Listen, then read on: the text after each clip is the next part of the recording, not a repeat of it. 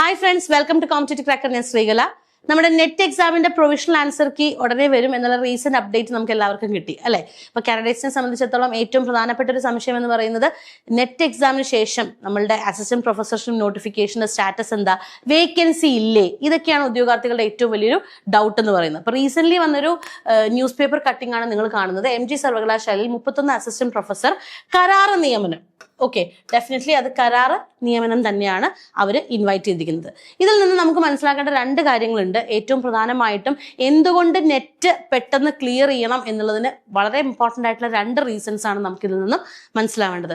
ഏറ്റവും പ്രധാനപ്പെട്ട കാര്യം എന്ന് പറയുന്നത് ഈ ഒരു ന്യൂസ് പേപ്പറിന്റെ ഡീറ്റെയിൽസ് ആണ് നമ്മളിവിടെ ഒരു കോളം ആക്കിയിരിക്കുന്നത്. അതായത് ഏകദേശം 31 ഓരോ പോസ്റ്റ്, ഓരോ ഡിപ്പാർട്ട്മെന്റിലുള്ള വേക്കൻസീസ് ആണ് പറയുന്നത്. അപ്പം മാത്സിൽ 3, ബയോ സയൻസസ് 2, എൻവയോൺമെന്റൽ science 4, computer science 1, pure and applied physics 1, school of letters 1, school of management and business studies, അങ്ങനെ ഓരോ ഡിപ്പാർട്ട്മെന്റിലെയും വേക്കൻസീസ് ആണ് നമ്മളിവിടെ എഴുതിയിരിക്കുന്നത്. സോ ഇവിടെ ഇതിൽ നിന്ന് രണ്ട് കാര്യം, ഇത് MG യൂണിവേഴ്സിറ്റിയുടെ മാത്രമാണ് അല്ലെ. ഇതുപോലെ കാലിക്കറ്റ് ഉണ്ട്, കേരള ഉണ്ട്, ഇതുപോലെ ഒരുപാട് യൂണിവേഴ്സിറ്റീസ് ഉണ്ട്, ഡീംഡ് യൂണിവേഴ്സിറ്റീസ് ഉണ്ട്, ഇവിടെയൊക്കെ ഉണ്ട്. ഇതിനെല്ലാത്തിനും വേക്കൻസീസ് ഉണ്ട്.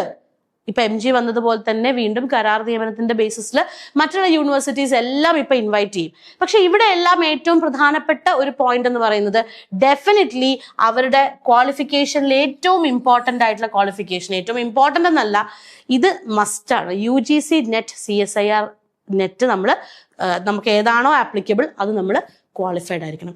എങ്കിൽ മാത്രമേ നിങ്ങൾ എന്തിനും എലിജിബിൾ ആവുകയുള്ളൂ. ഈ പറയുന്ന കരാർ നിയമനത്തിനാണെങ്കിൽ പോലും നിങ്ങൾക്ക് അപ്ലൈ ചെയ്യാനായിട്ട് പറ്റുള്ളൂ. 40K ആണ് ഇതിന്റെ പേ സ്കെയിൽ എന്ന് പറയുന്നത്. നമ്മളൊരു സാധാരണ ഒരു കോളേജിൽ നെറ്റോ ഒന്നും ഇല്ലാതെ അല്ലെങ്കിൽ PhD ഇല്ലാതെയൊക്കെ നമ്മൾ ജോലി ചെയ്യുമ്പോൾ നമുക്ക് കിട്ടുന്ന പാക്കേജ് എത്രയാണെന്ന് നമുക്കറിയാം അല്ലെ. എന്നാൽ ഇങ്ങോട്ട് വരുമ്പോൾ ഇവിടെ 40K ആണ് നമ്മളുടെ പാക്കേജ് തന്നെ നമുക്ക് അവിടെ വരുന്നത്. കൃത്യമായിട്ട് നമുക്കറിയാം ഇതിന്റെ റെമ്യൂണറേഷൻ എന്ന് പറയുന്നത് 40,000 rupees ആണ്. സോ ഇതിനെ ശരിയാണ്, ഒരു അക്കാഡമിക് പീരീഡിന്റെ കോൺട്രാക്ട് ബേസിസിലേക്ക് തന്നെയാണ് അപ്പോയിന്റ് ചെയ്യപ്പെടുന്നത്. പക്ഷെ എങ്കിൽ പോലും അവിടെ നിന്ന് നമുക്ക് കിട്ടുന്ന കുറച്ച് എക്സ്പീരിയൻസ് ഉണ്ട്, അല്ലെങ്കിൽ ആ കോളേജിൽ നമ്മൾ ഇന്ന കോളേജിൽ MG യൂണിവേഴ്സിറ്റിയുടെ ഇന്ന കോളേജിൽ വർക്ക് ചെയ്തു എന്ന് പറയുന്ന എക്സ്പീരിയൻസിന് അതിൻ്റെതായിട്ടുള്ള വാലിഡിറ്റി ഉണ്ട്. സോ തീർച്ചയായിട്ടും നമ്മളുടെ ഈ വേക്കൻസീസ് എല്ലാം തന്നെ PSCയിലൂടെ റിപ്പോർട്ട് ചെയ്യുകയും അതുപോലത്തെ PSCയിൽ അപ്ഡേഷൻസ് വരികയും ഒക്കെ ചെയ്യും. സോ അസിസ്റ്റന്റ് പ്രൊഫസർഷിപ്പ് MG യൂണിവേഴ്സിറ്റിയിൽ മാത്രമാണ് ഈ ഒരു 31 നോട്ടിഫിക്കേഷൻ, 31 പോസ്റ്റ് റിക്വയർമെന്റ് വന്നിരിക്കുന്നത്. ഇതുപോലെ യൂണിവേഴ്സിറ്റീസ് ഒരുപാടുണ്ട്, ഡീംഡ് യൂണിവേഴ്സിറ്റീസ് വേറെ സൈഡിൽ കിടക്കുന്നുണ്ട്. സോ ഇവിടെ എല്ലാം നമുക്ക് അവസരങ്ങളുണ്ട്.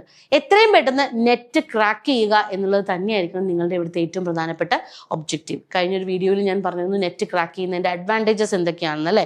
സ്വാഭാവികമായിട്ടും നമുക്ക് അസിസ്റ്റന്റ് പ്രൊഫസർഷിപ്പ് ഉണ്ട്, അതുപോലെ തന്നെ PSUസിൽ നമുക്ക് ഓപ്പർച്യൂണിറ്റീസ് ഉണ്ട്, റിസർച്ച് വിങ്ങിൽ അല്ലെങ്കിൽ റിസർച്ച് എന്ന് പറയുന്ന ഏരിയയിൽ നമുക്ക് ഓപ്പർച്യൂണിറ്റീസ് ഉണ്ട്, ഒരുപാട് ഓപ്പർച്യൂണിറ്റീസ് ഉണ്ട്. നിങ്ങളുടെ ആഗ്രഹം പോലെ നിങ്ങൾക്ക് എത്തണമെങ്കിൽ തീർച്ചയായിട്ടും നെറ്റ് എന്ന് പറയുന്ന PG ഉള്ളൊരു കാൻഡിഡേറ്റ് ആണ് എങ്കിൽ ഡെഫിനറ്റ്ലി നിങ്ങൾക്ക് നെറ്റ് ഒരു ഏർജന്റ് ക്രൈറ്റീരിയ തന്നെയാണ്. പോകെ പോകെ അതിൻ്റെ വാല്യൂ കൂടുകയുള്ളൂ, കുറയില്ല. സോ ഡെഫിനറ്റ്ലി നെറ്റ് ക്രാക്ക് ചെയ്യാത്ത ആരെങ്കിലും ഉണ്ട് എങ്കിൽ ഇപ്രാവശ്യം എത്രയും പെട്ടെന്ന് നെറ്റ് ക്രാക്ക് ചെയ്യുക.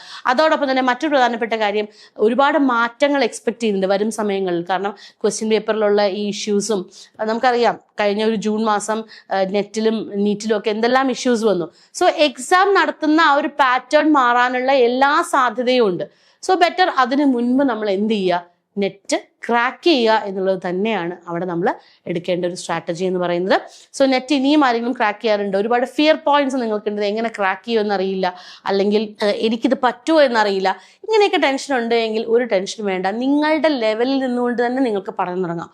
നിങ്ങൾ ഏറ്റവും കോൺഫിഡൻസ് കുറഞ്ഞ ലെവലിലാണ് നിൽക്കുന്നത്, അല്ലെങ്കിൽ അക്കാഡമിക്ക് നിങ്ങൾ തന്നെ താഴെയാണ് എന്ന് വിശ്വസിക്കുന്നുണ്ടെങ്കിൽ ഒരു പ്രശ്നവും ഇല്ല.